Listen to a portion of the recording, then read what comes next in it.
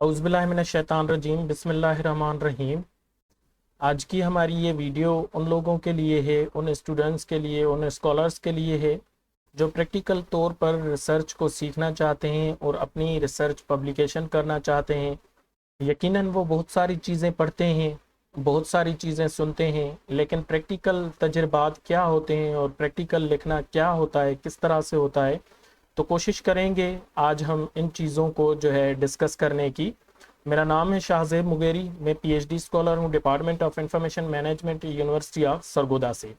आपके सामने जो पेपर मौजूद है, ये पेपर मैंने अपने उस्ताद मोहतरम से परमिशन से लिया है, जिनका नाम है मोहम्मद आसिफ नवीद साहब, और उनके साथ को ऑथर हैं मदिया महमूद।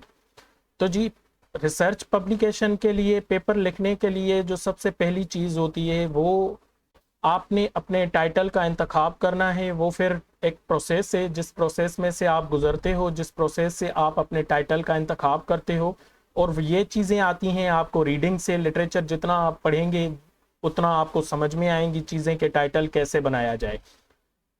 या फिर आपका अपना जो है कोई फील्ड ऑफ इंटरेस्ट होगा जिसमें आप समझते होंगे कि ये गैप है इसमें, तो आप टाइटल बनाएंगे। उसके बाद ये आपका जो रिसर्च पेपर होगा, जो आपकी पब्लिकेशन होगी, वो स्टार्ट होगी टाइटल से। अब उसके बाद इन्होंने दिया हुआ है यहाँ पर एब्स्ट्रैक्ट।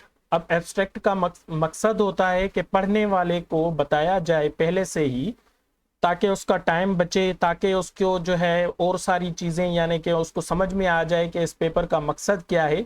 ये सेकेंडरी चीज़ है, लेकिन आपने पहले टाइटल के बाद यहाँ पर जो है अपना एब्स्ट्रैक्ट का जो है एक हेडिंग बनानी है, उसको फिर लिखेंगे बाद में। लेकिन क्या चीज़ें होती हैं एब्स्ट्रैक्ट में, उसको आज हम डिस्कस करते हैं कुछ। कि एब्स्ट्रैक्ट में देखें, इन ऑथर ने लिखा हुआ है यहाँ पर अपने स्टडी के मकासद को, कि ये स्टडी जो है उन्होंने क्यों की है। उसके बाद इन्होंने अपनी मेथोडोलॉजी के बारे में बताया हुआ है कि इनकी मेथोडोलॉजी क्या थी, क्वेश्चनायर सर्वे था, क्या चीज़ थी, ये सारी चीज़ें। उसके बाद इन्होंने फिर रिजल्ट्स को बताया है कि इस स्टडी के रिजल्ट्स इतने हैं मुख्तसर तरह से, ठीक है। जो मेन इसके जो अपने इसके रिजल्ट्स थे उनके बारे में फिर इन्होंने एब्स्ट्रैक्ट में बताया है। लेकिन ये सेकेंडरी चीज़ है, ये आप तब लिखेंगे जब आपका पेपर मुकम्मल हो जाएगा, कंप्लीट हो जाएगा। उसके बाद फिर इन्होंने इंफॉर्मेशन लिटरेसी के कीवर्ड्स लिखे हुए हैं। अब ये कीवर्ड्स आपके स्टडी का टाइटल बनेगा, उसी जो है टाइटल में से आपके कीवर्ड्स बनेंगे। मिसाल के तौर पर इन्होंने चेक किया हुआ है, अपने टाइटल में लिखा हुआ है information literacy self efficacy of business students. अब बिजनेस स्टूडेंट्स को इन्होंने फिर कीवर्ड्स में लगाया है, ताकि कोई बंदा इस पेपर को सर्च करना चाहे तो और दूसरे कौन से कीवर्ड्स हैं जिनसे ये सर्च कर पाए। तो इन्होंने लिखा हुआ है इंफॉर्मेशन लिटरेसी से भी इस पेपर को सर्च किया जा सकता है, सेल्फ एफिकेसी से भी, कोरिलेटिवनेस से भी, और बिजनेस से स्टूडेंट से भी, पाकिस्तान से भी इसको सर्च किया जा सकता है।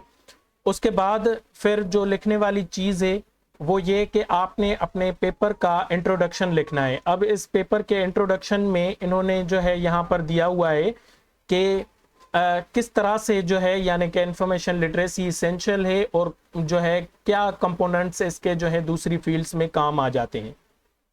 उसके बाद फिर हम नीचे चलते हैं, तो यहाँ पर आप देखेंगे इंफॉर्मेशन लिटरेचर के बाद फिर इन्होंने इंफॉर्मेशन लिटरेसी पर जो लिटरेचर रिव्यू है, अब ये मुख्तसर जो है, यानी कि आपने पेपर पब्लिकेशन के हवाले से लिखना है। जैसे इन्होंने लिखा हुआ है यहाँ पर एक सिनेरियो बनाया है पहले, तो उसके बाद फिर इन्होंने लिखा हुआ है कि इस पर जो है बहुत सारी स्टडीज़ हो चुकी हैं, जिनका जो है हवाला इन्होंने दिया हुआ है, जो मैंने यहाँ पर येलो में हाईलाइट किया हुआ है कि ये स्टडीज़ इस पर जो है हो चुकी हैं पहले। मकसद ये कि लिटरेचर रिव्यू में आपने ये चीज़ें बतानी है कि क्या काम इस टॉपिक पर, जिस पर आप रिसर्च कर रहे हो, इस पर पहले हो चुका है, ठीक है, और क्या ट्रेंड्स चल रहे हैं। यानी कि आपने जो प्रीवियस लिटरेचर है उस लिटरेचर के बारे में बताना है कि पहले ये काम हो चुका है। अब यही जो लिटरेचर रिव्यू होगा, जो प्रीवियस वर्क होगा, ये फिर आपको आगे भी काम देगा आपके जो है स्टेटमेंट ऑफ प्रॉब्लम की फॉर्मुलेशन में, स्टेटमेंट ऑफ प्रॉब्लम को बनाने में। तो ये लिटरेचर रिव्यू आ जाएगा। इसके बहुत सारे अकसाम होते हैं, हर ऑथर का लिखने का तरीका अपना होता है, हर जर्नल की जो है रिक्वायरमेंट अपनी होती है। उसके बाद हम आते हैं नीचे, आप देखेंगे कि यहाँ पर स्टेटमेंट ऑफ प्रॉब्लम आ जाता है। अब स्टेटमेंट ऑफ प्रॉब्लम में आपने क्या चीजें देनी है, देखें ऊपर इन्होंने स्टार्ट किया हुआ है स्टेटमेंट ऑफ प्रॉब्लम के यहाँ इस टॉपिक पर बहुत सारी स्टडीज हो चुकी हैं, ठीक है, पाकिस्तान में भी इस टॉपिक पर बहुत सारी स्टडीज हो चुकी हैं, लेकिन फिर यहाँ से स्टार्ट करते हैं। इन्होंने स्टेटमेंट ऑफ प्रॉब्लम कैसे दिया हुआ है, none of these studies examined, ठीक है, कि ये बता रहे हैं कि कोई भी स्टडीज तो बहुत हुई हैं, लेकिन कोई भी स्टडी ऐसी नहीं है जो बिजनेस स्टूडेंट्स के पर्टिकुलर एरिया पर जो है बिजनेस स्टूडेंट्स की सेल्फ एफिकेसी को इन्वेस्टिगेट करे या उन्होंने जो है यानी कि एग्जामाइन किया हुआ हो। तो उसके बाद फिर इन्होंने दिया हुआ है देयर वाज ए नीड, इसकी बहुत ज़रूरत है कि इंफॉर्मेशन लिटरेसी सेल्फ एफिकेसी को इन्वेस्टिगेट किया जाए पर्टिकुलर बिजनेस स्टूडेंट्स के सिनेरियो में। तो ये इस तरह से आपका जो है स्टेटमेंट ऑफ प्रॉब्लम बनेगा और हेडिंग भी फिर इस तरह से आएगी। उसके बाद फिर उन्होंने रिसर्च क्वेश्चंस दिए हुए हैं यहाँ पर, ठीक है, जिसमें इन्होंने बताया हुआ है what are the perceived level of business students for information literacy self efficacy के बिजनेस स्टूडेंट्स जो हैं वो इंफॉर्मेशन लिटरेसी सेल्फ एफिकेसी को किस तरह से परसीव करते हैं। तो फिर इन्होंने ये क्वेश्चन बनाया हुआ है। अब इन्होंने जो है ऑब्जेक्टिव्स नहीं दिए हुए रिसर्च स्टडी के ऑब्जेक्टिव्स जो हैं वो यही जो है रिसर्च क्वेश्चंस आपके कंसीडर किए जाएंगे रिसर्च ऑब्जेक्टिव्स में। तो आप चाहें तो आप अपने जो है स्टडी की नेचर के हवाले से अपने ऑब्जेक्टिव्स भी दे सकते हैं रिसर्च क्वेश्चंस के साथ ही साथ आप जो है अपने हाइपोथेसिस भी दे सकते हैं, या फिर सिर्फ आप जो है रिसर्च हाइपोथेसिस दे सकते हैं। उसके बाद जब हम नीचे चलते हैं तो यहाँ पर दूसरा सेक्शन आपका आ जाएगा रिसर्च जो है डिज़ाइन के लिए, रिसर्च डिज़ाइन एंड प्रोसीजर्स जैसे इन्होंने दिया हुआ है यहाँ पर। फिर इन्होंने मेथड्स की जो है सब हेडिंग दी हुई है। अब मेथड्स में इन्होंने क्या जो है रिसर्च डिज़ाइन में जिसे हम मेथोडोलॉजी का सेक्शन कहते हैं, यहाँ पर इन्होंने क्या चीज़ें दी हुई हैं देखें। यहाँ पर इन्होंने जो है यानी कि क्वांटिटेटिव रिसर्च जो है अप्रोच को जो है इन्होंने मेथड को जो है अप्लाई किया हुआ है और डिज़ाइन के हवाले से। और फिर इन्होंने जो है सर्वे क्वेश्चनायर किया हुआ है डेटा कलेक्शन के लिए। और फिर इन्होंने जो है बजाय के क्वेश्चनायर अपने तौर पर बनाया जाए, जो यकीनन बहुत टाइम कंज्यूमिंग चीज़ होती है, और ये उन सूरतों में जो है आप क्वेश्चनायर अपना बनाते हैं जब आपके पास कोई जो है अपना डेटा कलेक्शन का टूल कोई दूसरा आपको ना मिले। तो इन ऑथर्स को यही जो है अपनी स्टडी के लिए जो है ये क्वेश्चनायर सूटेबल मिला, तो इन्होंने ये जो है एडॉप्ट किया। अब इन्होंने देखें जैसे इन्होंने लिखा हुआ है कि अपेंडिक्स में क्वेश्चनायर लगा हुआ है 28 स्टेटमेंट्स का है, और कुरबंगलू ने जो है 2006 में इस क्वेश्चनायर को बनाया। इसका टाइटल क्या था वो भी इन्होंने दिया हुआ है। फिर जब हम ऊपर चलते हैं तो ऊपर फिर इन्होंने अपने जो डेटा कलेक्शन टूल था उस टूल को यहाँ पर बयान किया हुआ है कि जो है 7 पॉइंट लिकर्ट स्केल था। स्टेटमेंट्स को फिर इन्होंने बताया कि 28 स्टेटमेंट्स थी, ठीक है।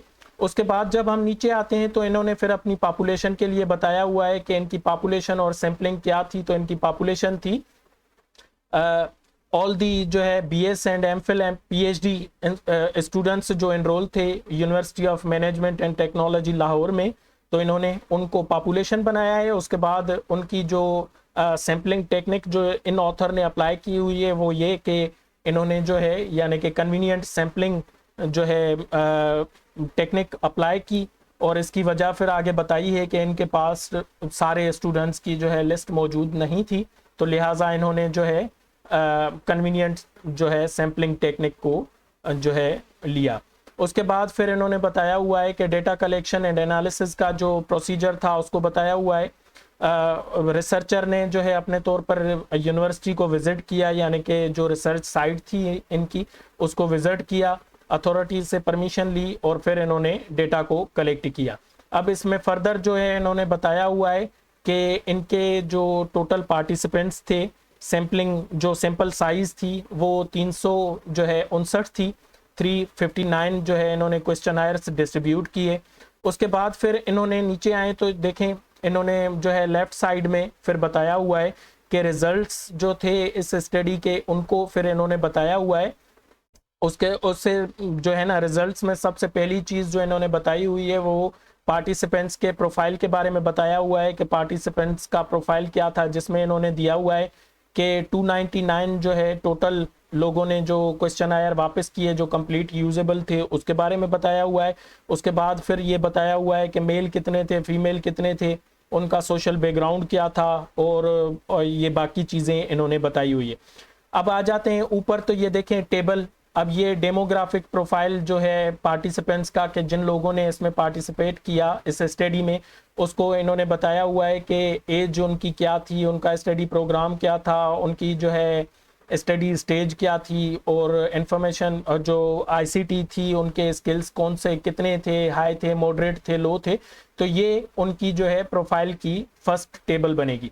उसके बाद जैसे हम देखते हैं ऊपर के रिसर्च जो है क्वेश्चंस, जैसे मैंने आपको ऊपर बताया कि रिसर्च क्वेश्चंस इन्होंने बनाए हुए हैं। फिर उसके फ़ौरन ही बाद जो है रिजल्ट सेक्शन में इन्होंने जो है बताया हुआ है रिसर्च जो रिजल्ट्स थे उनका जो पहला ऑब्जेक्टिव था कि बिजनेस स्टूडेंट्स क्या परसीव करते हैं, उसको फिर आगे इन्होंने दूसरे नंबर टेबल में बताया हुआ है कि जो है ये टेबल इस तरह से बनाया हुआ है। इन्होंने फिर यहाँ पर जो क्वेश्चनायर इन्होंने अडॉप्ट किया हुआ था उसकी स्टेटमेंट्स को बताया हुआ है।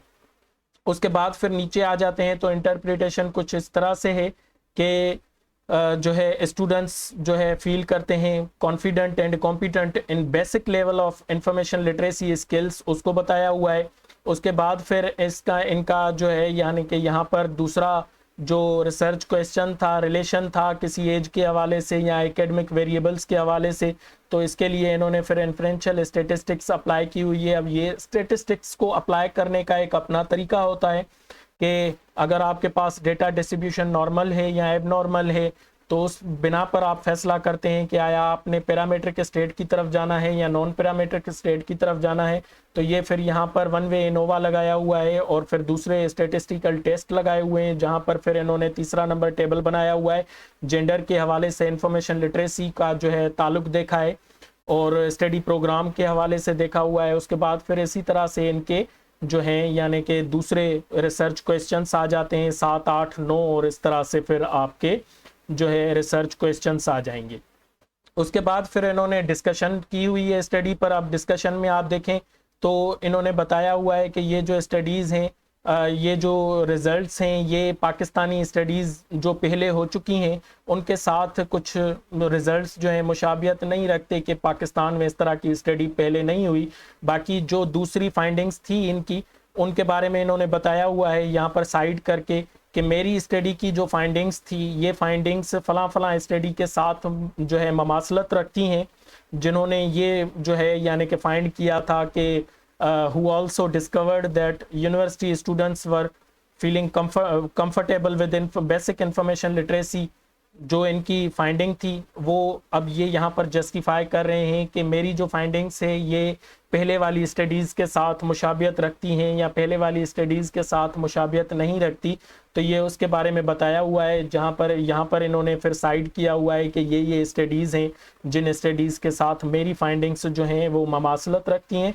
तो आपने भी अपने डिस्कशन के सेक्शन में कुछ इस तरह से लिखना है, जो आपकी फाइंडिंग्स आएंगी उन फाइंडिंग्स को फिर आपने जो लिटरेचर रिव्यू में या प्रीवियस आपकी जो स्टडीज़ होंगी उनके साथ ताल्लुक़ बनाना है या डिफरेंस बनाना है कि मेरी जो है फाइंडिंग्स ये आई हैं। स्टूडेंट्स जो है इंफॉर्मेशन लिटरेसी को या इंफॉर्मेशन लिटरेसी सेल्फ एफिकेसी को पॉजिटिवली जो है परसीव कर रहे हैं या पॉजिटिवली परसीव नहीं कर रहे, और फलां जो स्टडी थी उसने जो है इस तरह से कहा था और मेरी स्टडी की जो फाइंडिंग्स हैं वो इस तरह से इसके साथ मुशाबियत रखती हैं। उसके बाद आपने जो है स्टडी को इन्होंने जो है ना देखें जिस तरह से कंक्लूड किया हुआ है फिर कि भाई ये स्टडी मेरी जो है यानी कि नट शेल में कंक्लूजन में आपने ये बताना है कि आपकी स्टडी ने फाइंड क्या किया हुआ है, ठीक है, और आपके जो ऑब्जेक्टिव्स थे क्या ये उसके साथ मीट कर रही है और किस तरह से ये चीज़ें आपने कंक्लूड करनी है। उसके बाद जब आप आते हैं तो यहाँ पर फिर आपकी कुछ हेडिंग्स बनेंगी, जिन्होंने इन्होंने जो पेपर आपके सामने है इन्होंने कोई अलहदा से जो है हेडिंग नहीं बनाई, इन्होंने अपनी स्टडी की लिमिटेशंस और इनकी जो इम्प्लीकेशंस हैं प्रैक्टिकल इम्प्लीकेशंस वो यहीं पर ही लिखी हुई हैं। जैसे यहाँ पर इन्होंने अपनी लिमिटेशन लिखी हुई है कि ये कन्वीनियंट सैम्पलिंग जो है इन्होंने अप्लाई की और फिर इन्होंने जो है इम्प्लीकेशंस के लिए बताया हुआ है कि ये स्टडी जो है यानी कि फ़लाँ जो आपके इंस्टीट्यूशंस हैं उनके साथ इम्प्लीकेट हो सकती है या इम्प्लीकेशन इनकी नहीं हो सकती, तो आपने भी इसी तरह से ही अपनी स्टडी की जो लिमिटेशंस होंगी या फिर उनकी जो इम्प्लीकेशंस होंगी या फिर उनकी लिमिटेशंस होंगी, तो आपने वो चीज़ें अपनी, आप चाहें तो अलग से हेडिंग बनाएं, आप चाहें तो कंक्लूजन के साथ ही आप लिखें कि ये इस तरह से जो है आपकी इम्प्लीकेशंस और इस तरह से होंगी। उसके बाद फिर इन्होंने रेफरेंसेस दिए हुए हैं, आप चाहें तो अपने रेफरेंसेस से पहले अगर आपको कोई फंडिंग एजेंसी फंड कर रही है आपके रिसर्च प्रोजेक्ट के हवाले से, तो आप उनको स्पॉन्सरशिप के लिए भी बता सकते हैं इस पेपर में। और अगर जो है आप किसी को एक्नॉलेज करना चाहें जिन्होंने आपकी मदद की हुई हो, तो आप इनको जो है एक्नॉलेज भी कर सकते हैं। और फिर लास्ट में आपने स्टडी के रेफरेंसेस दिए हुए हैं कि जो आपने स्टडीज साइट की हैं इस रिसर्च पेपर को लिखने के दौरान, तो ये सारी चीज़ें आ जाती हैं। अब दूसरी चीज़ जो एडिशनल है मैं बताना चाहूँ आपको कि रिसर्च जो पेपर आप लिखेंगे उसकी जो फॉर्मेटिंग, आपने देखा कि ये पेपर 2 कॉलम्स में बना हुआ है। आप चाहें तो अपना पेपर सीधा सीधा लिखते आएँ और उसके बाद लास्ट में आप इनके कॉलम्स वगैरह बनाएं। अब ये जो आपके कॉलम्स बनेंगे या फिर आपकी जो है सीधी स्टडी बनेगी, वो पेपर की रिक्वायरमेंट पर जो है डिपेंड करता है कि हर किसी पेपर की अपनी, हर किसी की अपने, हर जर्नल की अपनी रिक्वायरमेंट्स होती हैं। कोई जर्नल कहता है कि इतने वर्ड्स होने चाहिए, कोई जर्नल कहता है कि इस तरह से लिखा हुआ हो, कोई जर्नल यानी कि हर जर्नल की अपनी जो है रिक्वायरमेंट्स होती हैं। और फिर उनकी जो है इंस्ट्रक्शंस जब आप पढ़ेंगे तो आपको कुछ चीज़ें उनमें से समझ में आ जाएंगी।